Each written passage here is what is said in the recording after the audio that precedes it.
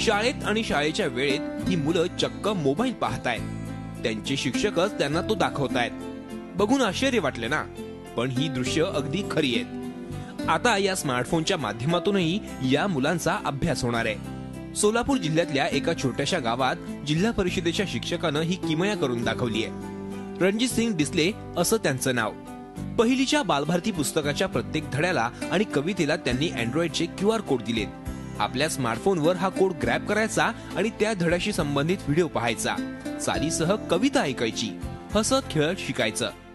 या अँड्रॉइड मोबाईलच्या माध्यमातून या पालकांना सुशिक्षित केलं किंवा त्याचा वापर करण्यासाठी जागरूक केलं तर मुलांचा विकास होऊ शकेल का, तो कितपत होऊ शकतो, या विचाराने मी हे QR कोड्स तयार केले। सगळ्यांकडे अँड्रॉइड मोबाईल असल्यामुळे ते अँड्रॉइड मोबाईलचा शैक्षणिक वापर कसा करायचा हे मी त्यांना शिकवण्यासाठी हे कोड्स तयार केले। पालकांनाही या ऍप्लिकेशनमुळे मोठी मदत होणार आहे। पालकांना घर बसल्या आपल्या मुलांचा अधिक सोप्या पद्धतीनं अभ्यास घेता येणार आहे। ही प्रणाली अत्यंत उपयुक्त असल्याचं पालक सांगतायत। शिक्षणासाठी चांगला फायदा होतो, कारण मुलं ऑटोमॅटिक शिकतात याच्यावर। आणि मोबाईलवरून काय होतं, कुठला जरी धडा घेतला ते कोड पोरांना ओपन करून दिला की बरोबर ते चालू राहते याच्यावर आणि शिकते ते मुलं याच्यावर चांगलं।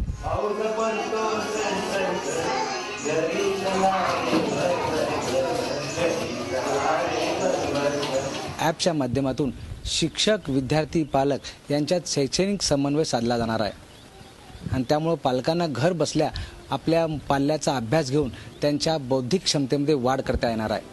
सोलापूर जिल्ह्यातल्या माढा तालुक्यात परिदेवाडी या गावातल्या कदम वस्ती नावाच्या छोट्याशा भागात असलेल्या या छोटेखानी शाळेत सुरू झालेला हा प्रयोग आता संपूर्ण तालुक्यात पोहोचलाय। रोटरी क्लबच्या मदतीनं तालुक्यातल्या सर्व 301 शाळांमध्ये लवकरच बालभारतीची पुस्तकं या QR कोडनी सजतील। त्यामुळे राज्यभरात आणि सर्वच विषयांसाठी असा प्रयोग होऊ शकतो का, याचा विचार राज्याच्या शिक्षण विभागानं करायला हरकत नाही।